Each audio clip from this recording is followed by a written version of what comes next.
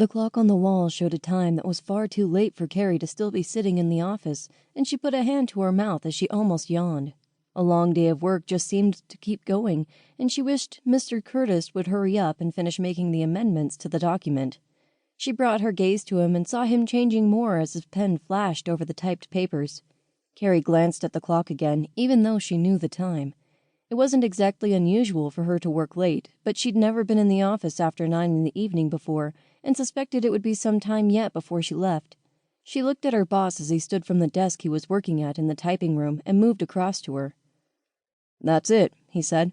"If you get these changes finished, we can email the document to the client and call it a day." "Sounds good," Carrie said as she took the papers from him and set them on the stand beside her PC.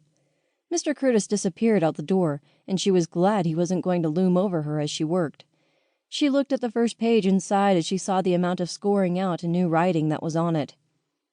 "Get going," she urged herself, and her fingers began to fly over the keyboard.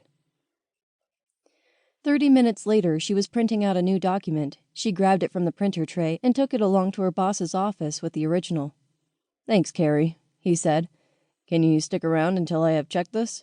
"Sure," she agreed. 10 minutes later, she was correcting the typos and finishing the document for good. She checked to make sure everything was now perfect before saving it on CD and taking it along to Mr. Curtis. "Thanks for staying so late," he said.